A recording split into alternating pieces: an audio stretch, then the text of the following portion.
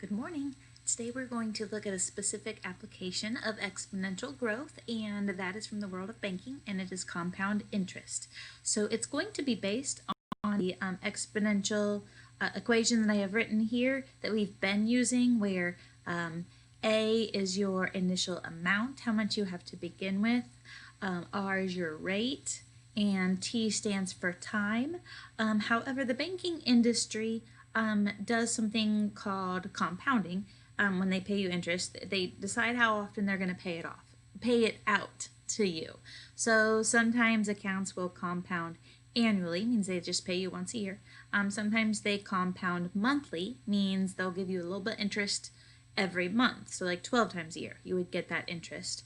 Some accounts compound daily. You see that with like credit cards. They'll do their interest daily, and that means you would get charged interest in the case of credit cards 365 times a year. So you'll see something with that in the equation I give you today.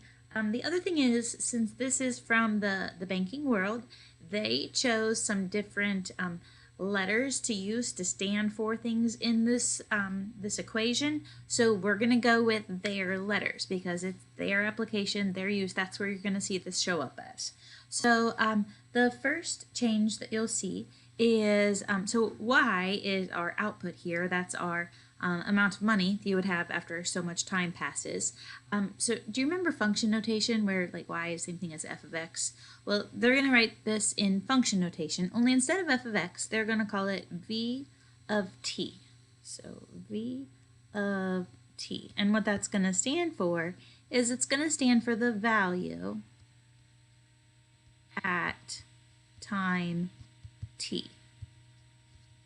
Okay, so v of t, it means the same thing as y. It's the output. You'll see it on the y-axis. Okay, so no big deal there, just a change in symbolism.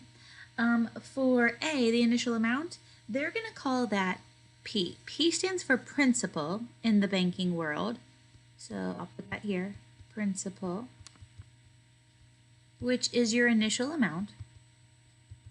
So it's the exact same idea that we were previously calling A, just in the math world, but now we're going to call it P, and they use a lowercase p. 1 plus, that part's going to be the same. R, we're still going to use R for rate. Only here's a new letter that's going to come into play, N. So when banks compound interest more than just annually, let's say they're going to give it to you twice a year. Okay, that means like in the end of June and end of December, you're going to get a little check. They want to know how many times that interest is going to be compounded in a year. And so what I just said, that would be a value of 2. Twice they're going to pay you interest. So that means they're going to take however much interest they owe you and they're going to split it up. So we're going to have R divided by N here. And then the exponent is going to become N times T, because if they're paying you interest twice a year, and let's say you leave the money there for 5 years, then you're going to get 10 little checks in the mail from them. So T is time in years in both cases. So here's T. R is rate. So I'll put this off to the side because I don't have room. R equals the rate. And again, they're going to give you the rate as a percent, and you're going to move the decimal over 2 places in order to use it mathematically in the equation. And then N is this new thing here. So N equals, and we use it twice. Notice that it shows up R divided by N, and then also as part of the exponent now, N times T. And so N is the number of times.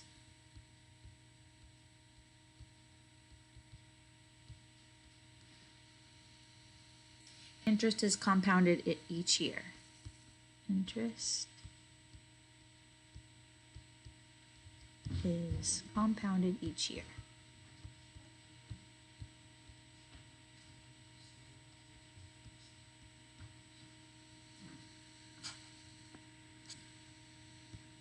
So if they don't mention how often it's compounded, then we just assume they mean annually. They just mean once a year. And your end value would just be a 1. And that would put you back at the original equation. If you put a 1 in for the n in both of those, it would look just like the one we've been working with for a little while now. If they say that we are going to compound interest monthly, then what would your end value be? How many months are there in a year? Yeah, that would be 12. So you would put a 12 in for the n. If they said that we were going to compound interest quarterly, well, that means 4 times a year. So you would put a 4 in for the n. If they said we were going to compound interest weekly, do you know how many weeks are in a year? 52. So you would have an end value of 52. So you would put that into the equation. So if they don't mention it, you assume it's just annual. But if they mention it, you have to take that into account. So let's look at an example of this. So let's see. Let's say that we have $1,000 that we're going to put in the bank.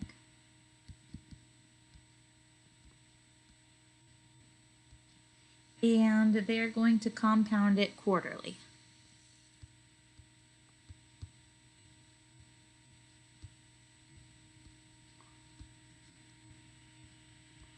So first of all, I would like to know if I could model this situation with an equation. So let's look at that first, and then I'll ask you a couple of questions about it. So v of t, the value at time t, would be, okay, so the next thing I need in the formula, now it's a p. Before we had used an a there. Remember how that was the initial amount? Well, what's our initial amount here? Yeah, that'd be $1,000. So we're going to put a 1,000 right here, times parentheses 1 plus, oh, I forgot to give you the rate. Oh, sorry. Okay, 6% is going to be my rate. 6% interest. Sorry about that. So if I move the decimal over 2 places, that would be a 0.06 for my rate. Okay, now it's compounded quarterly, so I am going to have an end value here. I need to have something here, and the same thing is going to show up in the other location where n is. So if it's quarterly, that means 4 times a year. So I'm going to put a 4 here, and then 4 times t up here. Okay, so that's how you would model this situation. Now inside that parentheses, we could do a little simplifying with that. So let me grab a calculator. Let's see. If I am gonna take a 0.06 and divide it by, oops, let me clear my calculator first. 0.06 divided by 4, and then add 1 to that. I could simplify what's in the parentheses there as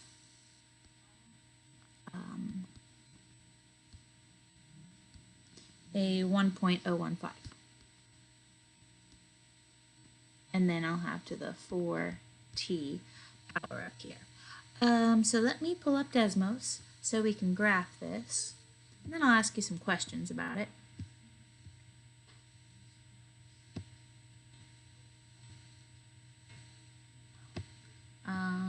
So y equals 1,000 times, I'll show you that I can type it both ways. So 1 plus 0.06 divided by 4, parentheses, oops, I need to close the parentheses out here, to the 4t power. Okay, so you see my curve develop. Now let me, just to verify that I could do that simplifying in the parentheses that I did a second ago, let me just show you that it would be exactly the same graph. That was a 1.015, I believe, to the 4t power. Okay, so if you look, green, blue, same line, right? Or same curve. So anyway, it doesn't matter which way you type that. I kind of like the simplified version, but it's fine either way, it doesn't matter. So, so now let's say I ask you a question about this. Let's say that we want to know how much money will we have if we leave this sit in the bank for 5 years. Where would 5 years come into play in this problem? Well, that would be your time in years. So we could take our calculators and put a 5 in for the t, see what we get. Or we can use our graph here. If I go over to where x would equal 5 and go up to my curve, oh wow, I clicked it right on the dot. At the 5-year mark, I would have $1,346.86 is what that's telling me. So that's how much money I would have after 5 years of leaving it sit in this bank account.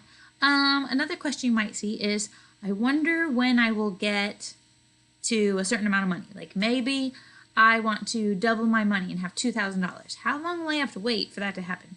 So if I want to double my money and have $2,000, do I want the 2,000 to be an X value or a Y value?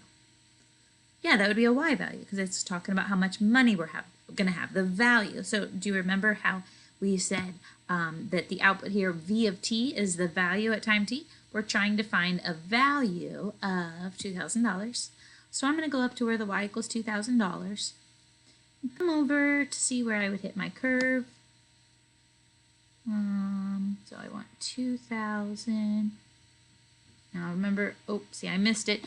Remember, we have a trick for this. We can come over here in the equation list and say y equals 2,000 is my target. Then you get a clickable gray dot. So here, I'll move it over so you can see it better. If I click right there on the intersection point, so it looks like I would have to wait 11.639 years for me to have $2,000 from this $1,000 that I just put in there and let sit. Okay, so remember, you're not doing any extra work. You're just leaving the money sit there for a while. So those are a couple of ways that you're going to see this applied. What if I change the situation just a little bit, and instead of compounding it quarterly, what if I compounded it monthly? How would that change the situation? Well, yeah, it would make those 4s turn to 12s because there are 12 months in a year, so your end value here would be 12, so you could make that change. If you have problems where they ask you to compare two functions, you can graph them both and look for like which one hits the value faster. So we're primarily going to go visual today with these.